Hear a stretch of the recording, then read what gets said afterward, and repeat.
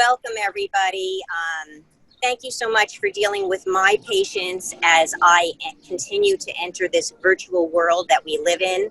I'm able to bring you today's POSSE's pen on location. I am in Sandusky, Ohio, and Betsy is hailing from Ramsey, New Jersey. We have a wonderful pen for you today. It's called Boost Your Inbox Immunity, and we're going to talk about all things from an organizational, productivity, and decluttering perspective relative to your email boxes. So we'll just go over a little housekeeping. So Betsy, if you want to go to the next slide. Got it. Okay, so believe it or not, I can't read that, and that's okay because I know my information inside out, but a couple of housekeeping rules. This pen is indeed being recorded. So for those of you, well, obviously, if you're on the call, you're on the call. But for those folks who miss it, we do edit it afterwards, and I do put it up on YouTube as well as it's in my next monthly e-zine. We're gonna ask everybody to stay muted at the moment, and at different points during the pen, we will save some time for Q&A. So if there is a lot of background noise from myself, I apologize. But if there's background noise from any of the participants, Betsy might have to mute you. So we apologize for that, but we'll keep this going. And so Betsy is our digital assistant as well as our guest speaker. So in the chat box, if you have particular technical questions, go ahead and send them to her. Okay, so today is all about organizing and decluttering your email box. We have a lot of people registered for the call, and we did a poll, and the participants are really split in your different email platforms, which Betsy will address after I kind of go through the nuts and bolts of how to organize your email box. So we'll go through our content, and then we'll do a Q&A for Ask the Organizer and Ask the Technology Expert. And then we'll talk about our next pen. We are going to take August off, and then we will close. So let's get started. Go ahead, Betsy. Go to the next slide. All right. So here I want to talk for about 5 or 10 minutes. So hang on there. Keep your attention focused. I want to talk about really my 5 principles for keeping your inbox sane, if you will. And the first one is to have processing times. So I am doing this on a phone. I'm going to put my phone down for a second, and I'm going to grab my notes because I don't want to not give you any of my wonderful information here. All right. So my first tip for you is to definitely have processing times for your email. Email tends to be one of those things where people kind of do it when they want, or they kind of grab their phone or their laptop or their iPad. But what I'm suggesting here in tip number 1 is to definitely schedule the time that you do your emails. Just like you would schedule, hopefully, your filing, your banking, your QuickBooks, any of the things you normally do professionally or personally, and you put on your calendar. That way, it really, you make a commitment to your email and you're scheduling it, which makes it important. It ends up on your calendar. For many people, you're going to have different processing times. And I use the word processing times because what I'd love for you to do is when you schedule doing your email, if you would process it from beginning to end. And if your inbox is full of hundreds and thousands of emails, Betsy will deal with that when I get through this slide. So that would be tip number 1. And I love to say, if you don't have time, don't even touch it. Because what happens is if we go into our email box and we cherry pick, we end up in the pits. And that's when our emails can fall through the crack and we might make mistakes. And they could be little mistakes, they could be big mistakes, and we don't want to do that. So definitely schedule the time you do your emails. And number 2, in order to do that really well, I want you to estimate to approximate. And what I mean by that is to really fine-tune how much time you personally need to spend in your email. We're all in different professions. Some of us, this is just, for personal use. But if you time what it takes you to process your email, you'll have a better idea on how to adjust. So some people might be okay with going into their inbox once a day, but many, many people are not. Depending on what you do for a living, you might have to go in there 3 times a day, 2 times a day. You might be in there for 4 or 5 hours a day. So if you time from the beginning to the end how long it takes you to really do it, Then each week you can fine tune how much time you really need to be spending, and then you can appropriately schedule it better. So estimate to approximate and then adjust. So estimate to approximate and then adjust moving forward. And as the weeks go on, you'll know exactly how much time you need to do your email. Number 3, decide to decide. All right. I like to say that no clutter disappears until you make a decision to take action. So let me say that again, and I'm going to look into the camera. No clutter disappears until you make a decision to take action. That's the bottom line. Your emails are not going to disappear unless you make decisions and you take action. So I love the expression decide to decide. When I work with my clients and we're working on paper or digital information, but mostly paper, I use the acronym, you need to TAF your papers or they will get fat. And TAF would be toss, act, or file. Email is no different. Email is just like mail, all right? And it can pile up. So today's mail might be tomorrow's clutter if you don't follow these 5 steps, right? If you don't use a system. So deciding to decide with email, we really have 3 choices. We can DAF it. So instead of taffing it, we're DAFing it. We can delete it, we can act on it, or we can figure out the future follow-up. So let's say your email box is open. You can look at an email and you can say, that's quick and easy. I read it, I can delete it. Boom, it's gone. It's out of your life. No need to worry about it. Or you could look at an email and say, that needs some action. So maybe Jean Marie gets an email from her friend Karen that says, would you like to come on to my, yoga Zoom Tuesdays at 7:30? And I want to say yes. So under 2, please do. It takes me 2 minutes to register for the class and put it on my calendar. Boom, it's done. So my first 2 choices, delete or take action. Well, the third one is figure out the future follow-up. And it might be some kind of a filing. So it's all about when you read the email, I can't delete it. And I can't get this done in 2 minutes or less, or I don't have time to do this right now. How much time will this take me? And then let me figure out my future follow-up. So I don't know if anybody saw, I think it's Marie Folio. She has, and it might have been either on an Oprah Super Soul Sunday or a TED Talk, but she's got a great presentation called Everything is Figure Outable. So in email, everything is figure outable. You just have to sit, think, make a decision, and take action. So you might get, or I might get, let's say, an email that says, hey, Jean Marie, would you like to present at our real estate office and do 20 minutes on, how to declutter and organize your properties for profit? Well, my instinct is, sure, I'd love to do that. Yes, my date is open and I can easily respond. But my bigger question is, how long will my follow-up take me? So I have to really think about it. Is this a 30-minute follow-up or is this a 3-hour follow-up? And then I have to go to my planner and say, if in order for me to bring closure to this email, I'm going to say it's an hour to get ready for the presentation because I have a lot of the slides already. I'm going to figure out where in my schedule that hour is going to be. I'm going to document the time for it, and then I can let the email go. So hang on, I'm flipping over my notes.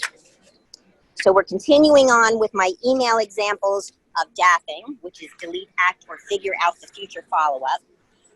So that particular email was not a quick under 2, please do. It was an under 2, please do to make the commitment to do the presentation, but now I have earmarked time for the follow-up, and I'm not going to lose that information because it's in my planner. And in September, if you want to learn more about planners, you can come to that pen. All right.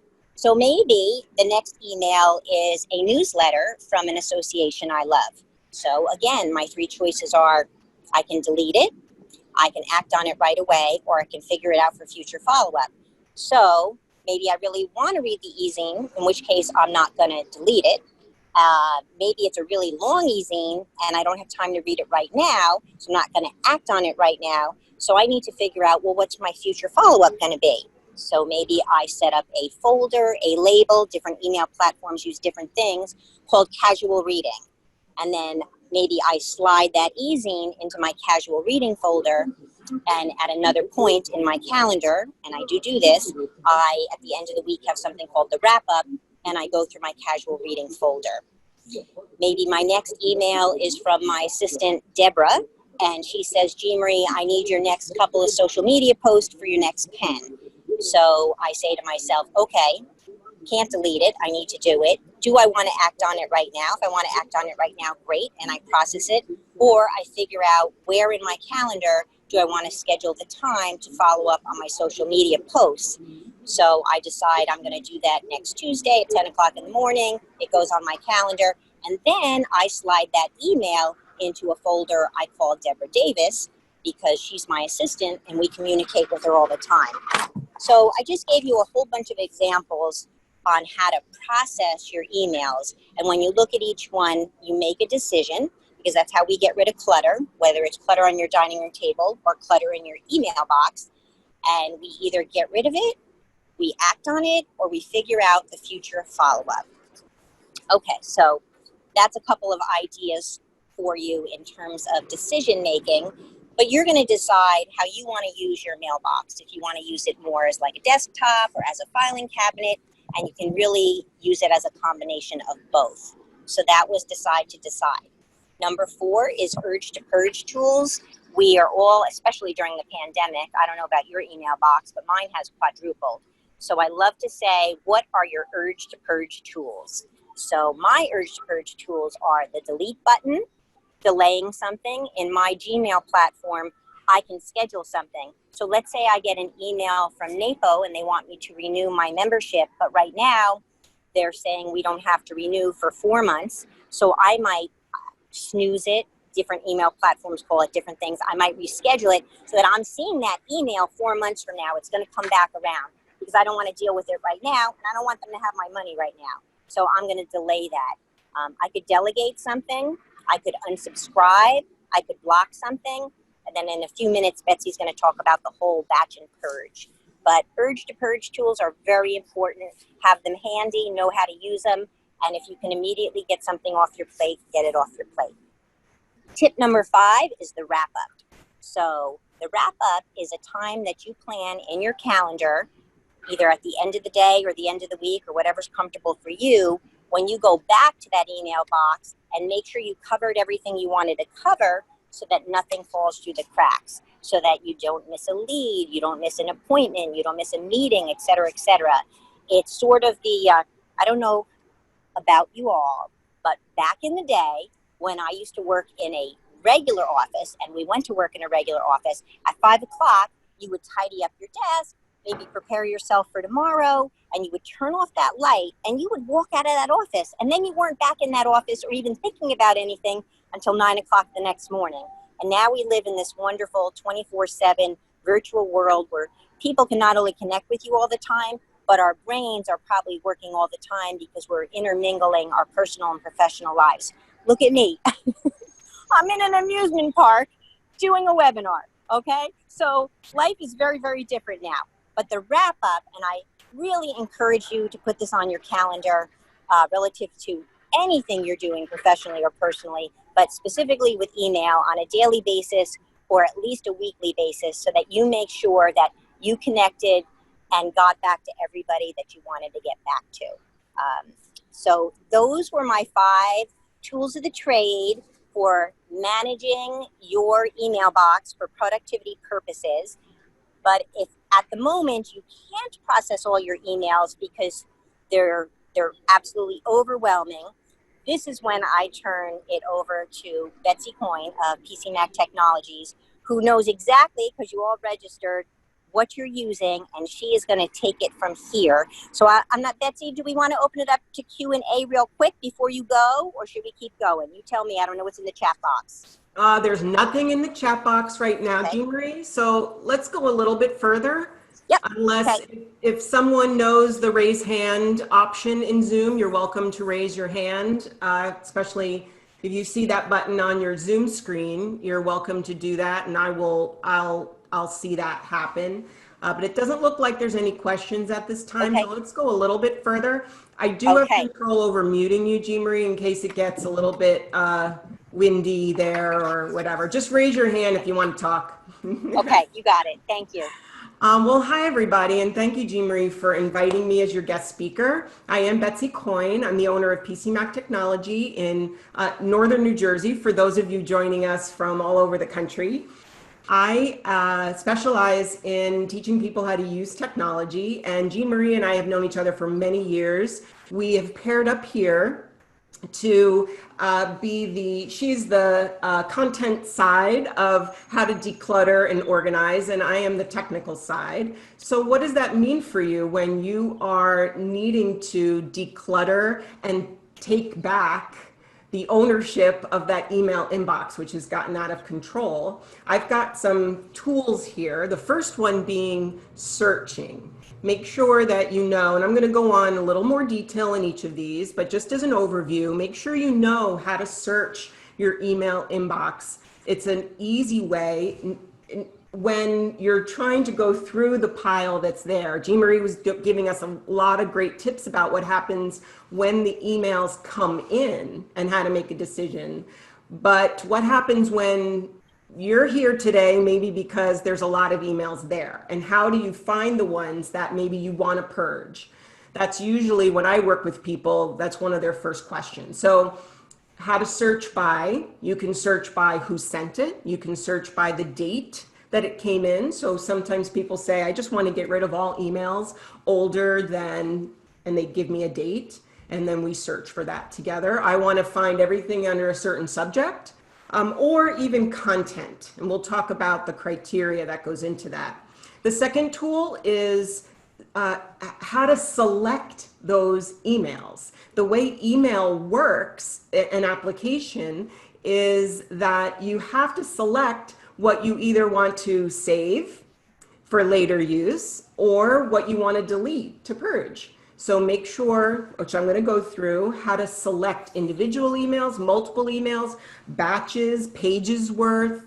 That's another tool. The third tool is creating those folders. Now, unlike a file cabinet that might be sitting right to your right, maybe it's in the room where you are right now, maybe it's in another room in the house, maybe it's a container that's in a closet.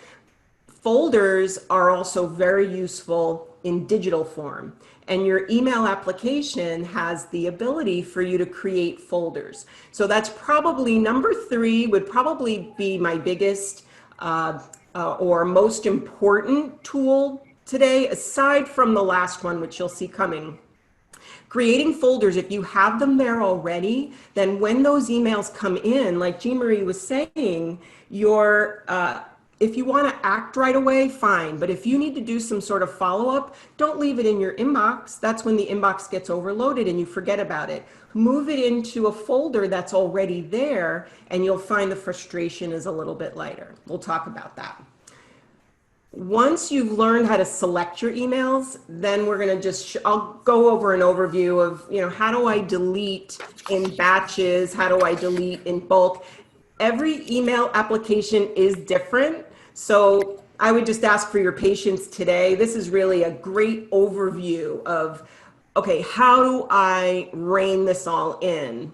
I mean, if I looked at the poll that you all answered upon registration, it's really cut across this group, meaning a majority have Gmail, use the Gmail inbox, a majority use Outlook, and then there's a smattering of AOLs and Yahoos and even Outlook. So Outlook on the web, which I'm going to talk about. So it just proves the point that we're all using email applications which have a huge range. And these tools, they vary from one application to the next. The last tool, which I told you there were some more ones that were my favorite or most important. Folders was one. This is another one. Filtering by criteria automatically. Filtering means you could take your whole inbox, kind of pour it into a funnel, and have it come out the other end with just the emails you're looking for. And you can set up these filters so that when your email is coming in, the filter is on and it's always looking for those emails. We're going to talk about what those screens look like. So first of all, I wanted just to go through quickly, what is your email? I would need you to tell me, not here, but to decide for yourself right now, is your email on the web or is it stored on your computer? And what does that mean? If you have Gmail, it would look something like this. You would go to gmail.com.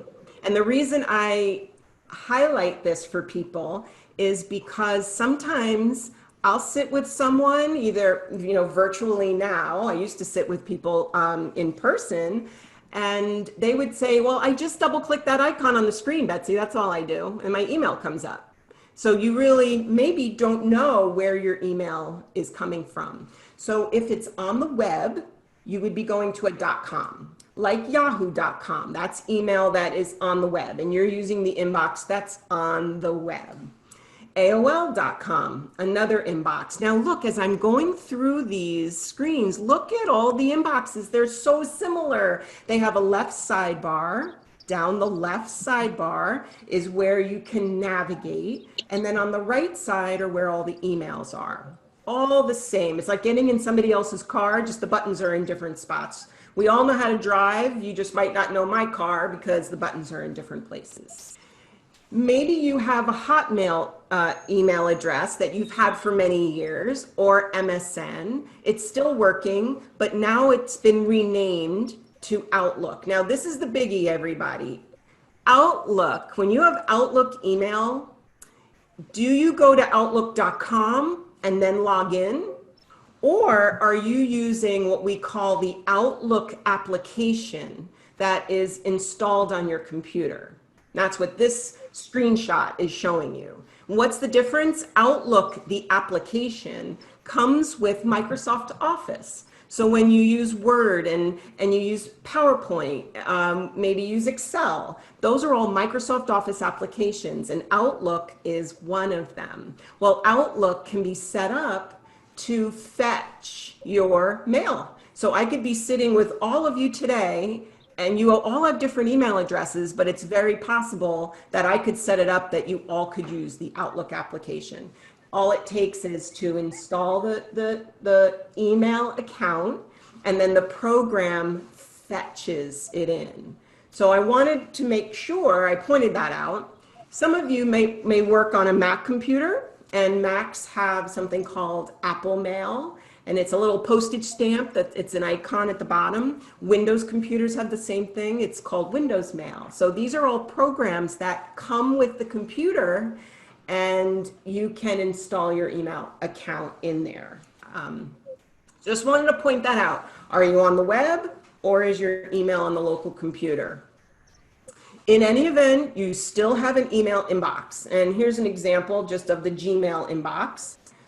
The first thing to do would be to find your search box. If you want to go through that pile of emails and start to sort them out and figure out, what do I want to delete? What do I need to save? There were a couple of you who emailed me either yesterday or the day before, those who know me, some know Jean Marie, and said, I can't find that email. And we were kind of chuckling. They're like, no wonder I need this webinar. I can't find that email that has the link for me to join the Zoom. And if you wanted to search for it, you can. You can see in this example in the red circle, I have started to type the email address of maybe the sender. And then your email inbox would bring up all of the emails for that person. So the first thing would be to find your search box. This is the Outlook. Now, not the Outlook application. I didn't give all the examples here. I want you to go to your own computer and look for your search box. Outlook has it on the top, whether it's the application or this one on the web. I did give you this one. AOL is funny and is tricky. Look at the search box. The search box is in the red circle here on the left, where it says search mail, not this big rectangle at the top. That one that's sort of staring us in the face, which a lot of people think. That actually searches the entire web, kind of like a Google search. So that's not what you want if you have AOL, for the AOL folks who are on the call today. You want to make sure you're searching your mail. Now, once you've searched, and you found the batch of emails that you most likely want to delete. Deleting is often right up there with people who say, you know what, I'm done with it. I haven't looked at it in a year. I can easily let go of it. I don't need to know what was in there. Some people say, oh, I got to hold on to about 2 years because I get emails from the IRS or I get emails from colleagues or whatever, you name it. It could be in there. Some people use their emails as a database so they can go find it. Whatever the case, you've just searched up the emails you want and now you need to select. Well, in selecting across the board, everybody's got this ability to select the entire page. And there is a checkbox. You can see it here. I'm going to do a little annotating for you. Let me see if my annotating behaves today. Annotating is where I can use Zoom to draw on the screen like this. So when you look at the top of your inbox, not next to an email, but at the very top, there usually is a little checkbox. And when you click on that one, it selects everything on the page. Now, keep in mind that when you're selecting the page, if you're coming here today admitting that maybe you have 20,000 emails, which is very possible, you might have more than 20,000. I just picked that number out of the sky. It's possible that you have multiple pages of emails. So I do want to just put the note in here that your email account, when it's up on the web, has a settings screen. It's usually located in the upper right corner. Settings is often identified with a little gear icon. Just make a note to yourself to look for settings. Sometimes you can change how many emails you'll see per screen. So that will be a benefit to you if you want to be able to select pages worth. Now, if you're not in the page category, I'm pretty good, Betsy. I've got this whittled down. I want to look at my emails from the day and I want to be able to select them, but I don't want to delete one at a time. So there is a well-known trick in the computer world of using shift and click. And the way that works is, you can see this first circle here. Here, you would click on one email, click on one checkbox, and you get that one email selected. It's highlighted. Then you click on another. So you can skip a row and you click on another. Well, if you want to select a bunch of emails, a little batch, what you're going to do is you're going to hold down your shift key on the keyboard and then click on the last one. There's no dragging here. It's just shift and click. And when you click, it selects everything in between. So now you don't have to click each one manually. You can get the whole batch. Our next tool, if you remember back, after we've searched and we've selected, now we want to figure out, well, how can I save these? In Jean Marie's section at the beginning, we talked about, future follow-up. If you're reading an email and you know that you want to follow up with it, well, I would advise too that don't keep it in your inbox. Make a folder for yourself. Maybe make a folder that matches your paper filing cabinet, so the names are the same. And then you'll feel more comfortable about filing it away in your email application. Well, in this circle here on the left, that's where your folders are located. And I'm going to say across the board, I have not given you every screenshot here, but your inboxes all have this left-hand side of the screen. This left-hand sidebar, let's highlight it here. This left-hand side of the screen shows us all the different places. The inbox is there, the sent folder is there. These all come with it. The trash is there, important emails there, your spam is there.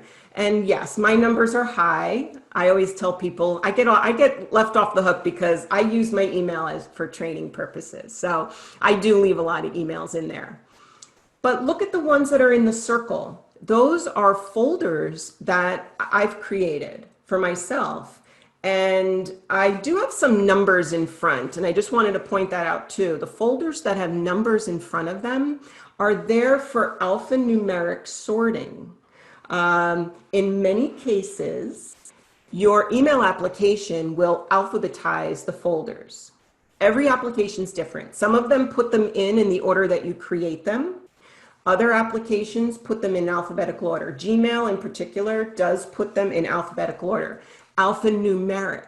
So what I do, you can see travel, you can see PayPal, and then you can see I have a special email for a company that I work for, and then my son has a folder, and so on. You can see there's numbers in front there, and the number lets me put it in order because it's numbers first, and then the alphabet A to Z.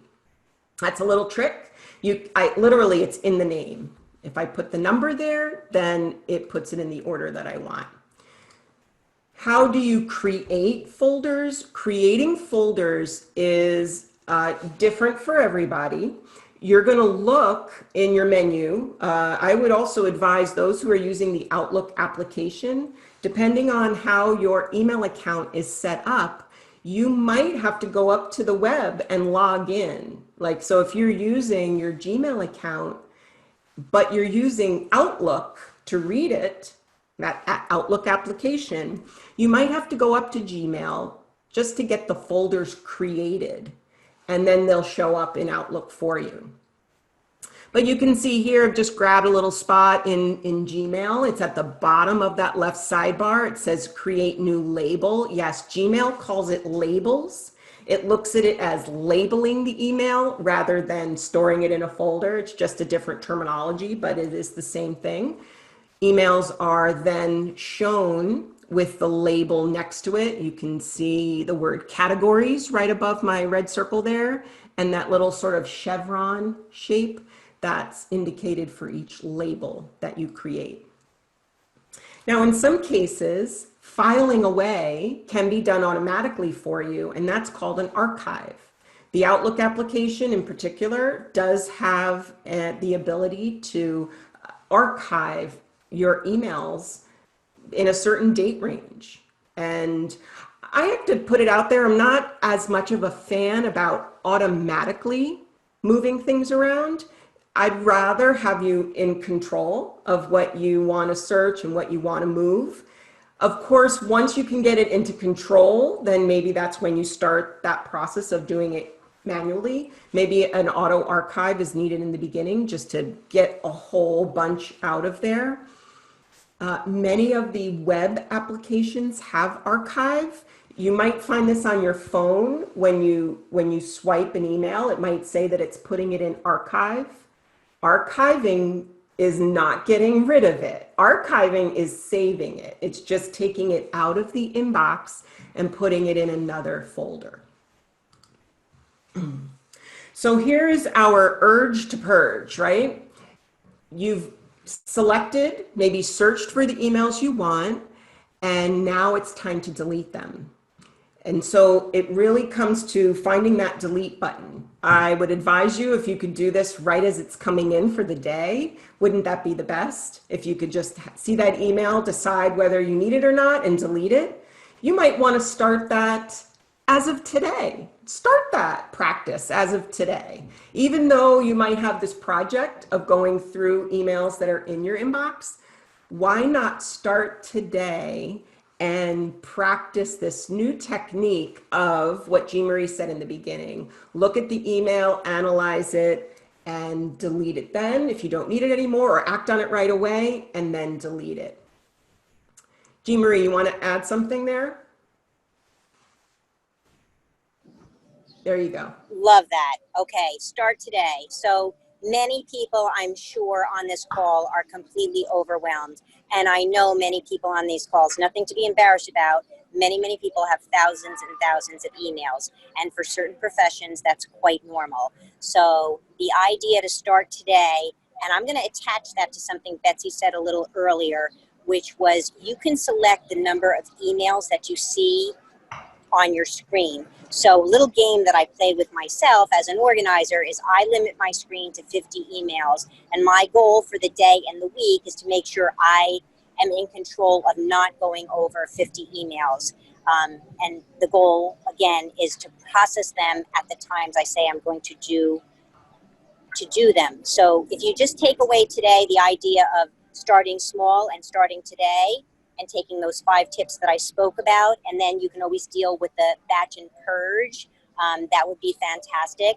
But what we're trying to give you today is a system saving yourself space, time, energy, and money. So figure out between what Betsy's giving you and what I'm giving you, what pieces of information are you going to glean to help you declutter and manage your email box. Yeah, that's excellent. And I'm going to address some of the things that are in the chat right now. Jill has said that she has a lot of emails in AOL, and I'm just going to address this part, which is, you know, you keep trying to dig at it, and then a whole new batch comes in. So there's a couple of ideas here. I might suggest to you that you go make a free email in Gmail. Now, I'm not getting paid by Gmail. I'm not a Google employee. I've only used Gmail a lot to know that the server, which means where all your emails are stored, is very efficient. It also has this ability, actually you can see it on the current screenshot over here on the right-hand side at the top. I'm going to just annotate on it for you. Right here, you see at the top where it says all 50 have been selected, and then in blue it says select all 104. Well, Gmail has this way of saying, hey, I just saw you select a page worth. Would you like me to do you a favor and select all of them? And that means even when you put in criteria, if you're searching for the gap and it finds the 1 page worth, you can say, yes, please, go select all of them, Gmail, and it will delete in bulk. So that's a nice feature that it has. Another comment in the chat, just kind of has to go with it, is that if you notice in your Gmail on the left side that you've got 2 email accounts, Elise writes that her folders, she sees her Gmail folders and then Outlook folders underneath. Is it possible, Jean Marie, I'm just going to mute you, just so you know. Yep. Sorry, we wish all we could be at the amusement park right now. Gmail has the ability to house, like a post office, house multiple email accounts. So it's very possible, if you were not the one who set it up, that somebody set it up for you where your Gmail account is there, because that's the owner.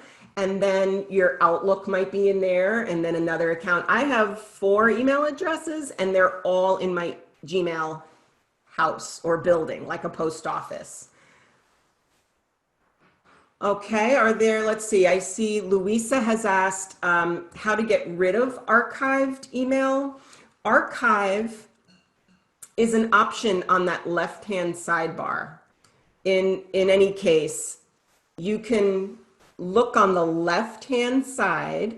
I'm trying to see if I have a screenshot here that has captured that. But you're going to look down the left-hand side, no matter what your email is, and the left-hand sidebar is this area over here. Get to know it. Sometimes when I'm teaching people, I find some of the time you just need to train your eyes on what you see every day. Every day you go into your email, but your eyes are going right for the subject of the email, not necessarily what is here. And that left sidebar is going to say archive. So that's how you're going to get there to see what's been archived so that you can decide what to delete in there. Now, just let me just talk about tool number 5, which was filters. And filters vary depending on what your email was. So I wanted to give an example for each one. In Gmail, you can go into the email. Once again, it's called a label. Labeling emails in Gmail is how it filters it out from what's coming in and puts it in those nice folders so that you can go find them later. And you can do that as they're coming in. This upper box on the current screen shows the criteria. And it shows the action that Gmail will take. Do you want it to skip the inbox? You could actually do that. If you don't even want to see your coupon special emails, you can tell Gmail, just skip my inbox, please. And I don't want to see it. I just want to put it in archive, and I know to look there if I want to find them. I don't want everything going to archive, so you can see what I've checked here is apply the label called coupons. Now that just means I made a folder called coupons, and then my emails that pertain to that go in there automatically. Look at the bottom one, same thing. This was for Outlook on the web, Outlook on the web. It's called sweep. So you're going to look for the word sweep in your menu bar. That's what Outlook calls it. I guess they figure you're cleaning up. And look at the screenshot down there. I also made a folder called coupons in my Outlook webmail. And here you can see it's going to look for all messages from Petco at epetco.com, whatever that email address is. And every time those come in, it's going to go to the coupon folder automatically. In AOL and Yahoo, you filter emails from a sender, and you can send it to a folder, or you could send it right to trash. You could say, I did see in the chat, people were talking about unsubscribing, and a lot of times unsubscribing, I'm sorry to say, could create more emails. Sometimes it does do that. They're tricky, you know, they want you to tell them why you're unsubscribing, and then in a sense they're getting more info from you, so they end up putting you on another list. So sometimes what I do is I just decide to take the emails that I don't want and I just put them right in the trash or in a folder so that I can look at them quickly and then maybe delete all the contents of the folder. If you're using the Outlook application, now this was you could have any email address, but you have that Outlook that comes with Microsoft Office and it's installed on your local computer. They are called rules, email rules. That's an upcoming class I'm teaching actually. Email rules, what does that mean? It follows certain criteria. So you can put in, okay, I'd like you to find all the emails that were from this date range. That's the email rule. More importantly, I'd like you to find all the emails that were from this sender, and then I'd like you to put them in this folder. Or I would like you to find all the emails that contain this word. You could actually be that specific. And then put them in this folder. And the folder could be a folder you made, or it could be a folder that is called the trash. So you could tell it to just, hey, when it's coming in, I don't want to see it. So that could be the equivalent of unsubscribing when you think about it, because you never see it. It's just coming in and it's going right to your trash. If you use Apple Mail, if you have a Mac computer, it is also called rules. So you can see some of the terms I wanted to point out today. You're going to want to find out how to create a filter. You're going to want to see, depending on your application, is it a label? Is it called sweep? Is it a filter? Some of them do use that term. Or is it a rule? And this is just how you find it on the menu. Apple Mail does call it a rule, and you can do the same thing as all the other criteria shows.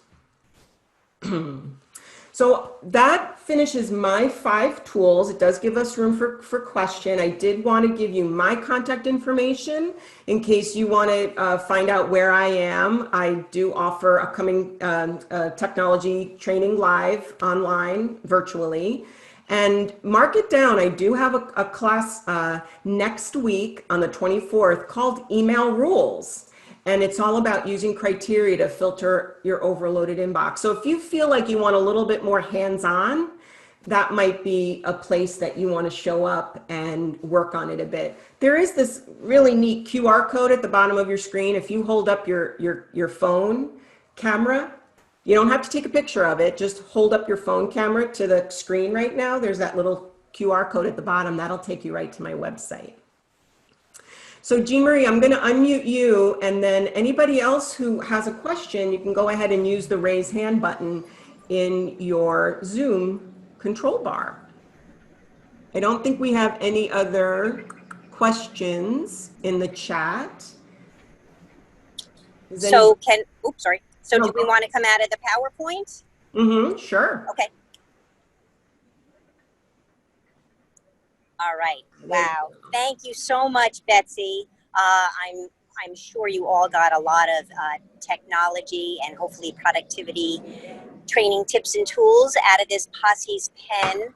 I've known Betsy for a very long time. We started off as friends in high school, and then it went to colleagues, and along our road together, we've been clients of each other, and she's just really excellent at what she does. So I'm so thankful you were able to take us through each of the platforms. Really, really appreciate And it. let me interject, Jean Marie, just because I have to say the same. Kudos back to you. I've known you for so long, and I know how dedicated you are to not only your business and your clients, but your family. And that's why you did not cancel the trip to Ohio or cancel this. So I have to applaud you for, in addition, just after moving your house. So congratulations to you on being able to tap in, especially because you're using your technology right now to do that. So I am impressed.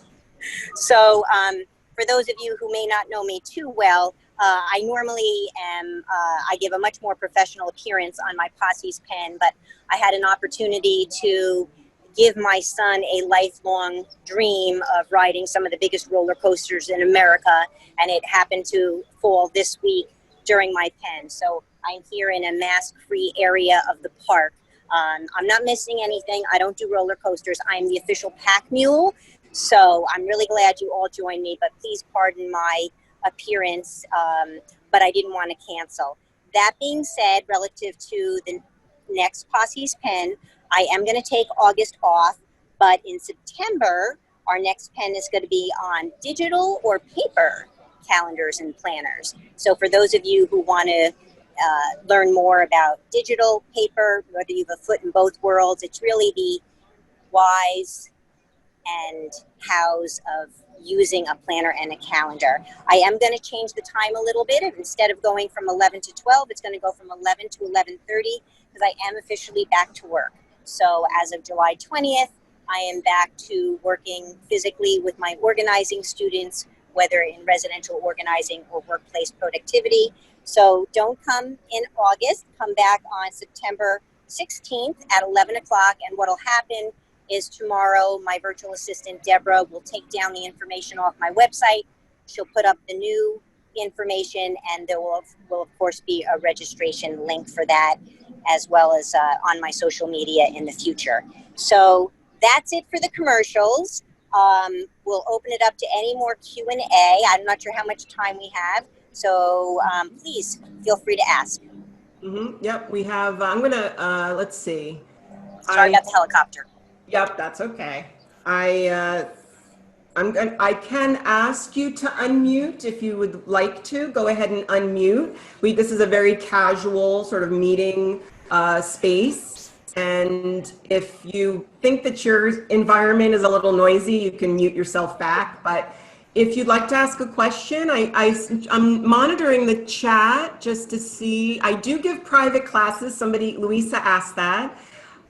You can call me directly, email me. I'll put my phone number in the chat.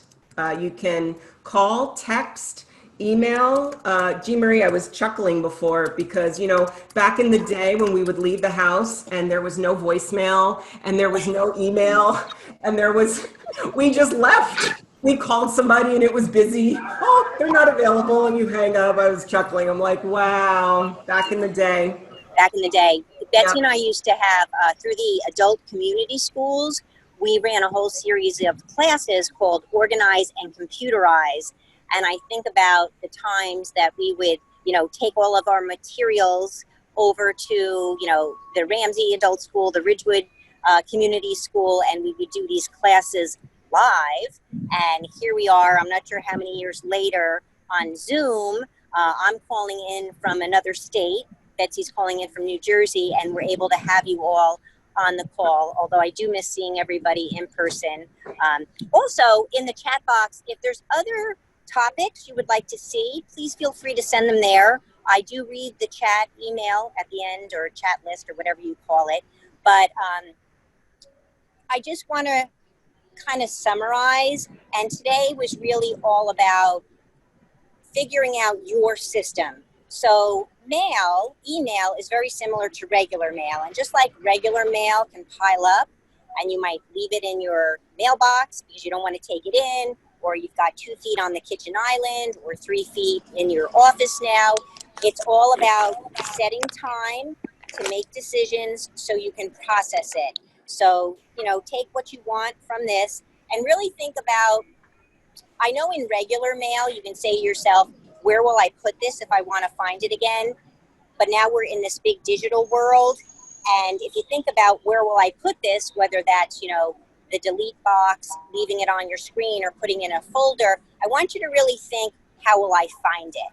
So it's really important not to ask yourself, where should I put it? But really think, where will I find it? Will I find it in a folder? Will I find it on my desktop? So just one last thought. And then I think we're getting ready to close, Betsy, unless there's more questions. Let me also say, I know that you've said this before in the other pens that I've attended, is that this is recorded and you do send it out next month in your So what I have a monthly e-zine subscription. So if you don't already subscribe on my website, which is POSSEPartnersLLC.com, you can sign up for my e-zine. I do them once a month. There'll be one in late August, but all of my presentations are either in my e-zine or there's a tab on my website called Speaking. So if you ever want to attend a POSSE's Pen, you can find the registration link there.